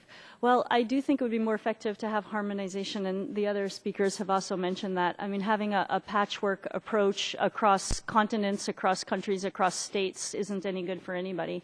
And I do think that the approach we should use should be the highest bar to protect human health and the environment. I think that's not only saves costs for and liabilities for the producers, manufacturers, users, and retailers, but also insurers and the healthcare. So, I mean, the difference between having a cancer and treating it and never having had the cancer in the first place is huge, not only on personal costs, but on economic costs. So I think everybody has an interest in preventing problems. I think everybody agrees to that. The difference is how we're going to address them and at what stage we're going to address them. So I would support a system that would give the regulatory agencies the authorities not only to have early, comprehensive, and timely testing, but to make decisions on what they have. Some of the other speakers have mentioned, and I agree, that we have substantial data on a number of chemicals, and I think we can take action on those. I know we're almost out of time, but Dr. Bosley, I'd like you to submit also your responses to that in terms of how the REACH requirements would contribute to being a big trade barrier for the United States. I'm going to also add this, too. I was recently meeting with a company in my district, Calgon Carbon. This little bottle of granulated activated carbon is what's used in many cases to clean up some of these chemical aspects. 1 gram of this, and there's about 5 grams in a pack of sugar, has more surface area than a football field. And I would hope that as we're looking at these TSCA issues, too, that we include in the whole package of analysis here not only what are the toxic levels in some of these chemicals, but also the cleanup process that would mitigate these things is a critically important part, which we could take a chemical of concern to a chemical of safety. And with that, I yield back, Mr. Chairman. Gentleman yields back his time. Chair now recognizes the ranking member of the full committee, Mr. Waxman, for 5 minutes. Thank you, Mr. Chairman. A number of today's witnesses have testified in support of a risk-based approach to chemical regulation, and I'd like to explore this topic. Dr. Sass, I'd like to see if you can help us understand what a risk-based approach means. To understand the risk a chemical poses, EPA would have to need information on both the hazard the chemical presents as well as information about exposure. Can you tell us what information EPA would need to implement a risk-based system that the American people can have faith in? Well, sure. So EPA already does conduct risk assessments on chemicals, and that means that it has both how bad the chemical is, the hazard information, and what are the chances or probabilities that you're going to be exposed to it, the exposure information, and that's important. But earlier than that, EPA has to be able to collect both those sets of information, and what this is trying to get at is hazard. It's important to separate those out because later when you make risk management decisions, they will take into account exposure as well. But at this stage, doing a hazard assessment, it's critical to focus on the hazard only. There's a number of reasons why. For one thing, we have more of that data than we do about exposure information. Exposure information is very, very expensive and difficult to get. I wish that the chemical industry could give us the kind of exposure information that they've all testified that EPA should have. Well, without this information, we wouldn't be able to understand the risk a chemical presents. Is that what you're saying? That's right. Half the equation would be gone. We don't have that information. And Dr. Paulson, do you agree? Yes, Mr. Waxman. I'd like to turn to Mr. Drevna. In your testimony, you suggested EPA should first make screening decisions. That is, EPA should determine whether a chemical should be a high priority or a low priority based on existing information about what you describe as, quote, potential hazards and exposures," end quote. Are you recommending that EPA make decisions without having actual information about hazards and exposures? No, sir, not at all. We're recommending. Is your mic on there? Yeah, it was. Okay. Yeah. No, sir, not at all. We're recommending that you can adopt a system like Canada's, like the Canadians have adopted, where you can have, you rank chemicals, you understand the molecular structure to most of them. You can extrapolate. You can use current technologies to figure out, rank them. Do the exposure studies. We're recommending that EPA have the authority to ask for exposures under a new Section 8A, and you see my testimony. So, but no, absolutely not. We're recommending that. I appreciate that. So under the Senate proposal, the screening level decision would be a very important one, because once a chemical is designated as a low priority, the chemical is shielded from further study and review. Dr. Sass and Dr. Paulson, is there sufficient existing information in most cases for EPA to determine that chemicals are low priority and shouldn't be subject to any further scrutiny? No, that concerns me. Determining something is a low priority or not hazard should be a very high bar. For example, the International Agency for Research on Cancer under the World Health Organization has, I think, only 1 or 2 chemicals in that category. It should be a very high bar to actually put something aside and not look at it anymore from a public health and environmental protection perspective. Is there sufficient information? Without sufficient information. Dr. Paulson? No, sir. I think particularly for new chemicals, by definition, there's not sufficient exposure information. And even for chemicals that have been around for a number of years, there may not be biomonitoring methodologies that are available. There may not be methodologies for measuring those chemicals in soil or other organisms besides humans. So, as Dr. Sass mentioned, exposure information exposure information is often extremely limited. Okay. Well, in Mr. Grasman's testimony, he objects to EPA collecting certain information. For example, he objects to the collection of information about worker exposure. He also seems to object to reporting about the volume of each chemical that is manufactured and the consumer and commercial uses of chemicals. Dr. Sass, this seems like important information for understanding exposure. Can EPA evaluate exposure and therefore risk if it doesn't have information on how chemicals are used and how exposure might occur? No, Mr. Waxman, you're exactly right. EPA needs much more use and production and also downstream use information. It needs to be able to update that information in a timely manner as that chemical travels through commerce and has different applications. So we would be fooling ourselves. If we want EPA to make good decisions, then that means we don't want them guessing. That means you can't have both a risk-based system and an unwillingness to provide EPA with adequate information. Is that your That's view? correct. I agree. And Dr. Paulson, would you care to comment on this issue from a children's health perspective? While adult workers obviously aren't children, they are often sentinels, and we need to be able to gather information on worker exposure and use that information to help understand perhaps either gaps that we need to fill about children or be able to extrapolate to children in the instances where you can. So just in that one narrow area that you're talking about, I certainly agree that that blocking the EPA's ability to collect and use that data will make it much more difficult to make decisions about chemicals. Thank you, Mr. Chairman. Okay, gentlemen, this time expired. Chair now recognizes the gentleman from Ohio, Mr. Latta, for 5 minutes. All the witnesses for being with us today. Greatly appreciate it.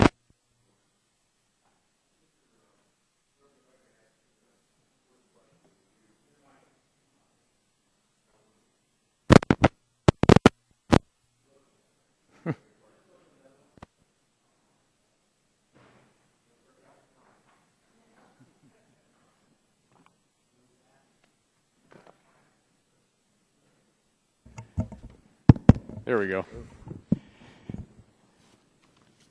Mr. Drevna, if I could again start with you. Do you believe that how do you believe the coordination has been between the EPA and the TSCA interagency testing committee has been?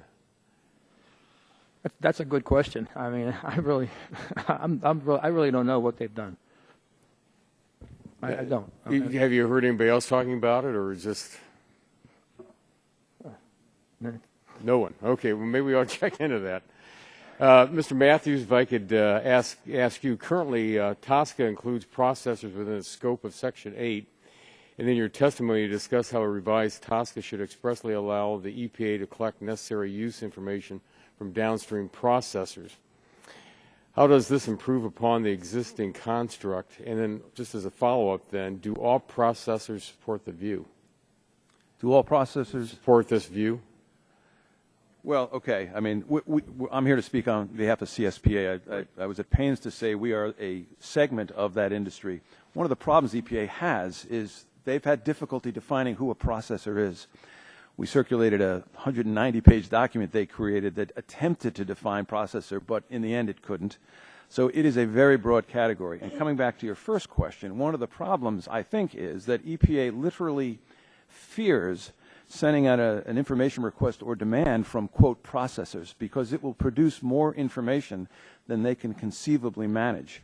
What we have proposed is a more targeted and focused information flow of use and exposure information from that segment of the processor community that we represent, which is household and institutional products, which during that screening phase, during the prioritization phase, will actually align with the kinds of issues that EPA is considering. Where it does have, and I would go back to the questions that have been asked about hazard, you still need hazard information, and there is substantial information on hazard that's already been generated, and EPA has its authorities in that regard. But you would combine that with the kind of information about exposures that EPA is concerned about, as it says, how do we work through tens of thousands of chemicals in a logical way, which should be our priorities, and on that basis, the kind of information that we would provide, I think, would go a long way to answering those questions. Thank you. Dr. Grossman, what is the EPA doing with all of this duplicative byproduct data that they're collecting? That's a good question, sir, and I don't know the answer. We've seen no evidence that they're doing anything. And part of this, and it actually goes back to the comment Mr. Waxman made quoting my written testimony. As I mentioned, we're a manufacturer. We make our products through a series of chemical and physical steps. None of the chemical steps is perfectly balanced. Each one produces a byproduct. And so right now, when I say we find it very difficult to report to EPA the amount and nature of each byproduct, it's because I've got 30 chemical processes that might use 5 different chemicals that we buy, and then I have to understand the amount of each component that's left over, how they may react, and how any recyclers I send it to may process it. So if you imagine that EPA is not only trying to handle the data from chemical manufacturers, but from people like us, it truly would be overwhelming. Let me follow up. Even if these byproduct manufacturers were to be exempted from reporting, companies manufacturing new chemicals from recycled byproducts would still be required to report on the manufacturing they were manufacturing. Is that what would be happening then? That they? Yes, sir. The processors of our byproducts are reporting on what they make out of them. Okay. If I could, Mr. Drevin, if I could go back to you, I was kind of interested in what you were saying about Canada and about the model that they use up there. How would you rate the model that they use in Canada? Well, I think it's Congressman. I think is one that we should, the Congress should either require or help EPA adopt. I think it's a good program. It's it as one of the witnesses says, it will help. It would help categorize. It would help eliminate, and it's working for our friends to the north. And I know that Mr. Murphy had asked a question a little bit earlier about this, or kind of touched on it. Also in your testimony, I found it interesting that many people have the false impression that there are 80,000 chemicals in commerce, and you say it's something less than 10,000. How did we ever come up, or where did it ever come up that people thought there were 80,000? Well, I think once a chemical is out there on a list, it never gets off, and there are so many intermediates. It's like the Hotel California. You can come in, but you can't check out. Okay.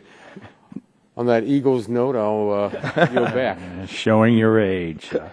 So thank you. Now the chair recognizes the gentlelady from the Denver Broncos, from the great state of Colorado, Ms. DeGette, for 5 minutes. Thank you so much, Mr. Chairman. And in an attempt to be bipartisan, I'll say we're working together very well on this TSCA reauthorization, and I'm pleased that we're having this hearing. There's a group of us on this side of the aisle who really do want to work in developing this legislation, as we discussed last night, and I'm hoping we can do it as it goes along. I think there's consensus that some of the biggest problems we have with the implementation of TSCA are rooted in the procedural requirements under Section 4 for testing existing chemicals. And so I want to focus on that during the first part of my questioning. Dr. Bosley, I wanted to ask you, yes or no, should the EPA have to go through a rulemaking every time it needs data on an existing chemical? No, absolutely not. And Dr. Sass, what's your view on that? No, it should not. I agree. Okay. And it seems to me, I think everybody pretty much agrees on this, one of the easiest ways to improve TSCA would be to allow the EPA to request testing by order than rulemaking, especially for existing chemicals where the data probably already exists. Everybody is nodding, so Mr. Matthews, I'm going to pick on you for a second. I know you've got extensive experience providing counsel to chemical companies, and I'm assuming that chemical companies, legitimate ones like your clients, perform basic testing of the products they sell in order to determine they're safe. Is that right? Well, mind you, we are the downstream purchasers of raw materials from upstream. It's upstream where that actual testing of the chemical itself takes place, but our companies go to great lengths to ensure that the chemicals they put into their products are safe. So they are looking at that data. So both the manufacturers, but your clients too, they're not going to put those things on the market unless they're pretty sure they're safe. That would be absolutely correct. And so both the downstream and upstream folks are going to have information on file about the effects of the products, right? Our view has been, I think often the manufacturers say it's not readily ascertainable to us as to how it's being used and what kind of exposures are being created. So they have some, but not enough for EPA's purposes. That's where we come in. Okay. And so what you said in your written testimony is exactly that. Very little information is readily available to the agency on how chemicals are used in U.S. commerce in order to fully inform prioritization and to assess the human health and environmental risks. That's exactly the point. So I guess I'd like it if you could just spend a second talking to me about what you think about the current process of rulemaking and what could be done to help the EPA access this information better. Would your clients agree with a different system? And what would it be? Indeed, we would. We've proposed that there actually be statutory changes that would address a more direct and meaningful role of the downstream community that has. But what would those statutory? I mean, we're drafting the bill, so what kinds of changes would you support? We would support the statute directing EPA in the process of when it goes through this screening process. I mean, we're trying to thread the needle here. They have to screen to get to prioritization, to get to a list of substances that will go through a safety assessment process. So as they conduct that initial screening, they have substantial information at their disposal. And we're talking existing. So you would support them providing that information to the EPA? I think EPA generally has a lot of that information, but yes, any updated information should be without provided rulemaking from the manufacturers. Right. And now we would propose adding to that provisions that would direct the agency to also then collect for the substances under review use and exposure information from the companies that have it. Great. Thank you. Now, Dr. Paulson, I want to talk for a minute about the EPA authority because, you know, they've got 83 existing chemicals right now, so that's good. But as the EPA studies those priority chemicals, science will evolve, and we might know more about those chemicals that are not on the priority list. So, Dr. Paulson, you support a simpler process for the EPA to gather data. Can you just talk briefly about how our understanding has evolved of how chemicals affect infants, children, and other vulnerable populations? Yes, ma'am. Thank you. Children have periods of vulnerability from the time that really actually start before conception, if we can understand that, conceptualize that, and then after conception, throughout pregnancy, and the brain finally finishes developing somewhere around 25 years of age in terms of final myelinization of coating of the nerve cells in the frontal part of the brain. Likewise, the lungs continue to develop until children reach whatever their adult height is. So this is a process that takes many, many years, and damage that is done before the process has finished, whether you're talking about the lungs or the brain or the kidney, often is irremediable. You don't get to start over or do over in the human body. So data that is collected to make decisions on the safety of chemicals needs to acknowledge these periods of vulnerability, test around issues that pertain to these periods of vulnerability, and then use that information in decision making. Thank you, Mr. Chairman. Genlady's time's expired. I do look forward to working with her. And if you check on 8D, I'm not going to read this part, but part of that is in current law too, and that's part of the problem of some of the things that you asked about. Chair now recognizes the gentleman from West Virginia, Mr. McKinley, for 5 minutes. Thank you, Mr. Chairman. Several of the panelists and some of the members of Congress have mentioned, drawn attention back to the problem they had down in the 2nd District in West Virginia, down in the southern part of the state. I join with you in the disgust and the fury internally I have over the breakdown of why that could occur. So I'm hoping that from this hearing and elsewhere we'll learn more and not do a knee-jerk reaction, but we'll try to get this thing resolved. I know the Attorney General is looking into it, and a series of others are looking at that. But let me go back to Dr. Paulson, some of your remarks. In your testimony, you said that under TSCA Section 8, companies are required to keep a file of allegations of significant adverse reactions to human health or the environment of any chemical they manufacture.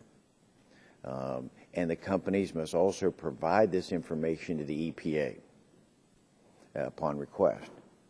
Now, I'm just curious, given the MCHM issue of being discharged into the Elk River, do any of you know, was there a request that was denied about the MCHM? I'm sorry, can you state the last part of that question again?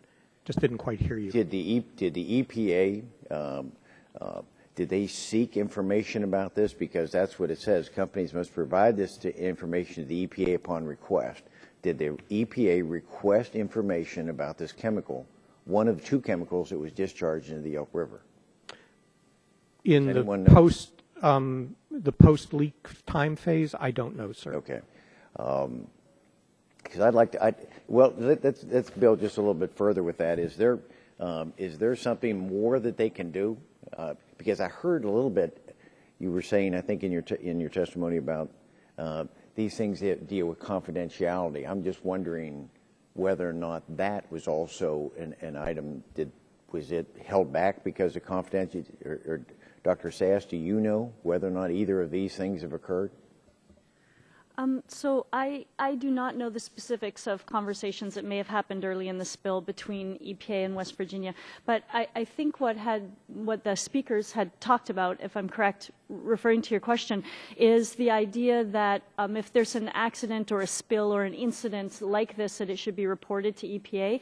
And the model, I think, is FIFRA 6A2, which is the pesticide model, so that if there's an incident or a spill or a poisoning, that a report has to be made to EPA under FIFRA 6A2, and that data is kept there, and that the obligation to make that is the registrant, the chemical manufacturer in this case. And that way EPA has a docket of these. And so later, when EPA is reviewing those pesticides, which it does every 15 years on a routine basis and updates the science, it can look and see if there's been a problem with fish kills, with worker poisonings, child poisonings, things like that. I'm just trying to how we can strengthen it, how we can make this thing work better. Because was this information even available? That's what I'm trying to find out about the MCHM. Was it out there? And we because do know first responders needed to know, there was a delay in reporting. We've got to find out how to make this thing better. And so I'm looking under Section 8 how we might be able to modify that.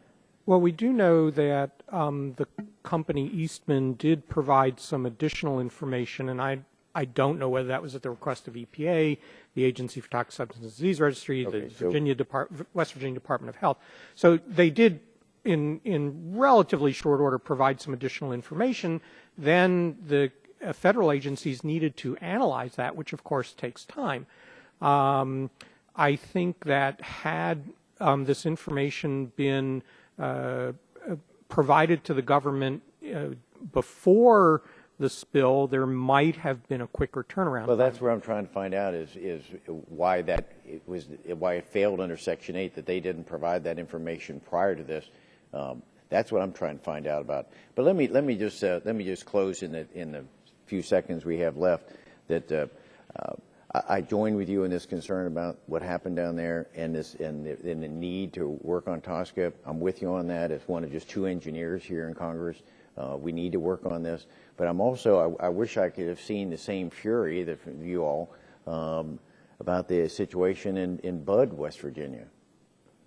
Budd, West Virginia, for those of you who aren't aware, they've been without water this is their 6th month. It's for a community. Dr. Willett, you're in a concern with the humane, with the animal. Where are they getting their water? Because it's untreated.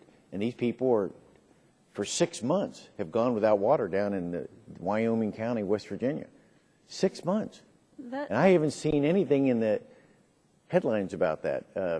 People chasing that issue to take care of those families, the children, looking for water, and their fountains in their school districts are closed. I know this we don't have jurisdiction over that, but I would think many of the advocates out there in America would have raised this issue that that's not an acceptable way for a community to exist, to have to rely for 6 months on bottled water. Afraid my time's over. Gentleman's time expired. Chair, now recognize the gentleman from California, Mr. McNerney. Chair. Would the gentleman yield? Mr. Chair, if I might, I think that that line of questioning from our colleague is important because it highlights one of the failures of the existing law in that it didn't require the company to notify EPA of the substance. So vast improvements are required here. I thank my colleague. I would just remind my colleagues that there is a federal law called the Emergency Planning and Community Right to Know Act, in which they should have filed with the local first responders. The second thing is under Section 8E is peril authority, and so is 8C, that this information should have been filed with the EPA. So having that, I'll turn to Mr. McNerney for 5 minutes. Well, thank you, Chairman. I just want to say all the testimony I've heard this morning was very constructive, very positive in terms of where we should be going, and I appreciate that. Dr. Paulson, in your testimony, you raised concern about chemical companies claiming that important health and safety data is confidential business information. Have CBI claims made it difficult for key stakeholders to gain information about potentially hazardous chemicals? To the extent that we don't know what's included in the CBI claims, I can't answer that definitively, but certainly that's a big concern. I think there is information that should be available to the public that these companies know, and they're making claims of CBI that block the public's right to know. Well, today the committee received a letter from the Center for Environmental Health regarding today's hearings on Sections 4 and 8 of TSCA. Mr. Chairman, I request this letter be made a part of the hearing. Without objection, so ordered. I think we've already seen it. Thank you. According to the letter, the Center for Environmental Health, and I quote, is particularly concerned with whether or not the EPA has enough data to make appropriate designation for individual chemicals. Any revision of TSCA must ensure that the EPA has adequate data to demonstrate that the chemical truly has a reasonable certainty of no harm before the agency deems the chemical to be a low priority. Then they go on to note that the law must require chemical companies to submit minimum information sets in a timely manner, equipping the EPA to evaluate new chemicals and new uses of chemicals and to evaluate chemicals for prioritization. Mr. Paulson, what's your biggest concern about what TSCA might not do, revision of TSCA, what the revision of TSCA might not do?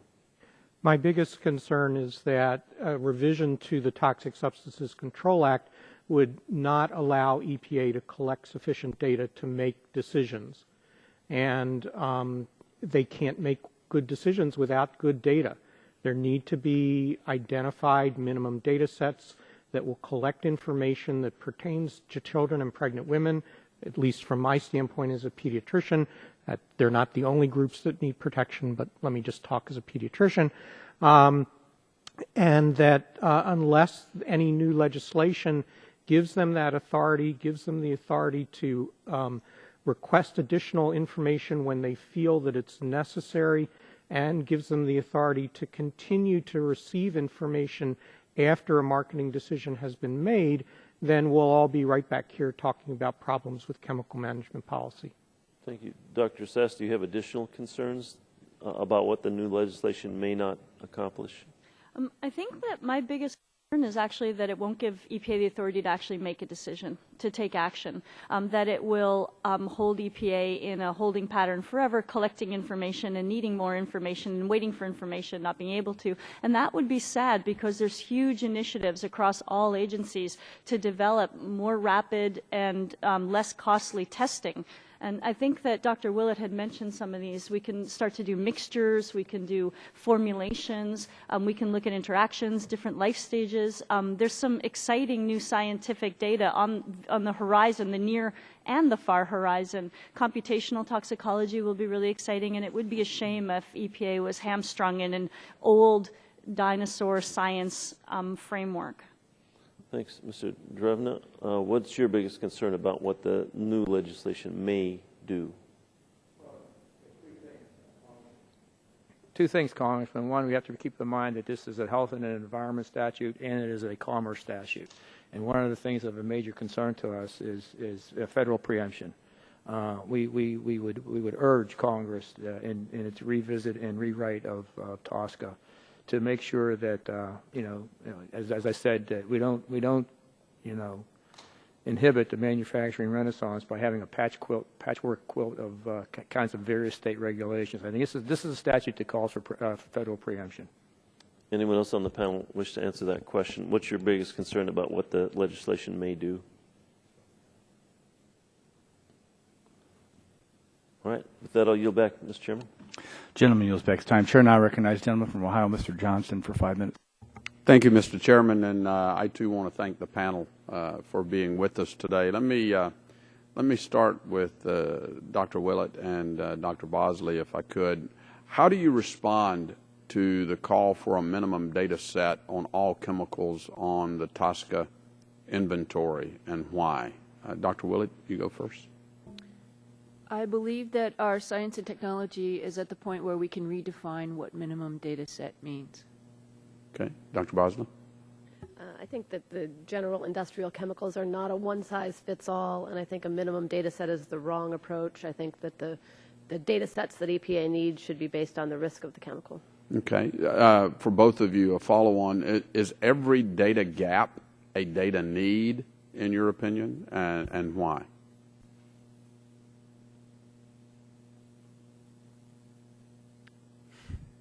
That's a tough question. No. Okay. I think EPA should be allowed to figure out which data gap is really a data need. They're, as I said, very talented scientists and engineers in there, and they know what data they need. Okay. Dr. Willett, a follow-on for you. You mentioned that a single two-generation reproductive toxicity study requires at least $380,000, 2 years, and 2,600 rats. Is this kind of test normal under a minimum data requirement? It depends on the chemical sector, but it is a common test that's required now. So it would be considered normal. Okay. Mr. Grossman, how are you today? Good, thank you, sir. How are things back in North Jackson? North Jackson is doing well. Good, good. Mr. Grossman, Section 9 of TSCA directs the EPA to coordinate TSCA actions with actions taken under other federal laws to avoid unnecessary duplication. As a manufacturer, are you aware of any steps that EPA has taken to coordinate reporting requirements No, sir, or processes? we're not aware of any. You're not aware of any coordination that they've done? We report, and for understandably good reasons, to multiple divisions of government and organs of government that ask for the data. Okay. Whether it's the first responders in our area, whether it's the environmental, plus as a business, it's everybody from our insurers and our own shareholders and our own systems. So, Same data? Pardon? Same data? Yeah. Okay. Can you describe for the subcommittee the environmental reporting that your company undertakes under other laws? Now, you just mentioned a few of them, and how that may overlap with the reporting requirements under Section 8 of TSCA? To do a complete job, I'd really rather follow up with you later and okay. get that information. If you could get us that would be great. Yes, sir. Happy to. What steps does your company take to ensure the responsible use, storage, and transfer of chemicals? What laws, for example, regulate these activities? Every material that we bring in our factory is evaluated for its safety in terms of its storage, its handling to our workers, and its possible interactions with the other chemicals that we use. Everybody from our insurance company to the third-party registrar of our environmental management system audits our facilities against both the chemical and the handling aspects of those things. We have customers doing audits because when a Department of Defense program is buying their circuit boards from us, if our factory fails, potentially they fail. So they're in making sure that our processes are safe and will provide a continued stream of products that they need. Okay. And then we've actually instituted a program called layer process audits, where literally every day, every part of the factory is being looked at against checklists for safety and efficiency. Are there any regulatory gaps that we should worry about closing? I think the aspect of the regulation that surprised us when we chose to start recycling, that we got hit as if we were manufacturing chemicals. I would like to see that closed, and I think that would also help EPA in reducing the data they need, so that they can focus on those that are necessary for their effectiveness. Well, thank you for that, Mr. Chairman. I yield back. Gentleman yields back his time. Chair now recognizes my colleague from the state of Illinois, Ms. Schakowsky, for 5 minutes. Thank you, Mr. Chairman, and to our panel. I really apologize. I was at another hearing and couldn't come and hear your testimony, but I do have a few questions. As written, Section 4 of TSCA makes it extremely difficult for the EPA to require testing of existing chemicals, but that doesn't mean, as has been discussed, the chemical companies never conduct any tests on these chemicals. You may conduct safety testing for a variety of reasons apart from any requirement on TSCA. A company could conduct safety tests to comply with the state law, to meet European requirements if you want to export, or a company may want to conduct testing to assess potential tort liabilities. So, Dr. Bosley, is that right, that companies may conduct safety tests on a chemical for a variety of reasons? Yeah, we conduct tests whether or not EPA asks for them in general. And Mr. Matthews? Yes, companies are not doing the actual toxicity testing, but they don't put a product in the market where they haven't reviewed the toxicity of each of the chemicals they put in those products. But the EPA and other health officials often don't see these tests. As we've discussed also, Section 8 only requires chemical companies to immediately submit to the EPA information they obtain that, quote, reasonably supports the conclusion, unquote, that a chemical, quote, presents a substantial risk of injury to health or the environment. So, Dr. Paulson, in your testimony, you say that TSCA has created a non-evidence-based system for chemical management. Can you explain what you mean by this? In medicine, in the latter part of the 20th century and the early part of the 21st century now, we talk about practicing evidence-based medicine, that the decisions that we make should be based on rigorously collected information to inform those decisions. So I've taken that term that's used in medicine and applied it to a different arena. And what I'm suggesting here is that in terms of new chemicals, the companies are in essence penalized if they do research, because they're required then to report that research to EPA, and EPA might then use that research to make a decision the company doesn't want made.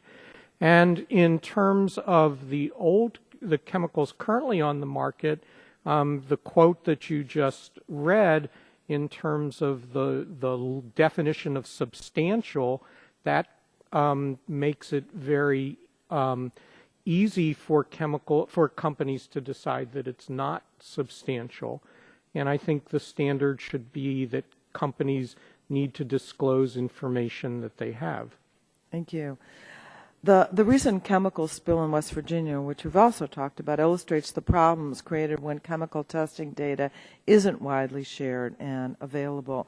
On January 11th, the Centers for Disease Control told West Virginians that the water would be safe to drink at 1 part per million of the chemical of concern, MCHM. 4 days later, CDC said it obtained new animal studies, leading it to recommend that pregnant women not drink the water at all. EPA told committee staff that the agency didn't have any studies on the chemical. A week after the chemical spill was discovered, Eastman, the chemical manufacturer, finally made public the summaries of several safety studies. Dr. Sass, how did this slow disclosure of the relevant safety studies affect your ability as a scientist to assess whether government was doing enough to protect public health? Well, in the first few days, the public was completely blindsided and blinded with no information.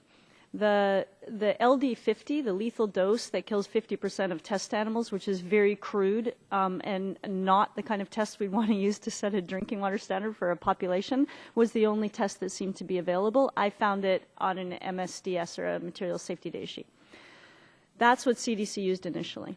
Later, they found a no-effect test in rodents, a 28-day rodent test, which they used. That's more informative. The problem with that test is that only the conclusions of the study were provided to the public, so there was no way to analyze those data or to reanalyze the data or to confirm that. It was a, trust us, we're the experts type of study from the industry, and that is wholly inappropriate for public health agencies, first responders, scientists, and the public to get any confirmation. So I think that it violated the public trust, and it put public interest groups in a blinded position, and it hamstrung the federal agencies considerably. Let me just say that I think that it really affected the confidence of the West Virginians, both in the safety of their water and in the government's ability to respond. Thank you. I yield back. Generally yields back our time, and we want to thank you all. We think it was a great hearing. I want to ask unanimous consent that all subcommittee members have 5 days to submit opening statements for the record without objections so ordered. Members will have 10 requisite days to submit questions for the record. So if you get follow-up with questions, if you would submit those back to us. I think it's very, very important because, as you see, we had a lot of active members very interested in this. I think it's safe to say that there is need for reform across the board. I think there's desire by the stakeholders and members. I think also the status quo is really not acceptable. I think people concur with that. I would just, cautionary note is, don't let the perfect be the enemy of the good. as we try to work through this process. And with that, I want to thank my colleagues for attending, and I will now adjourn the hearing.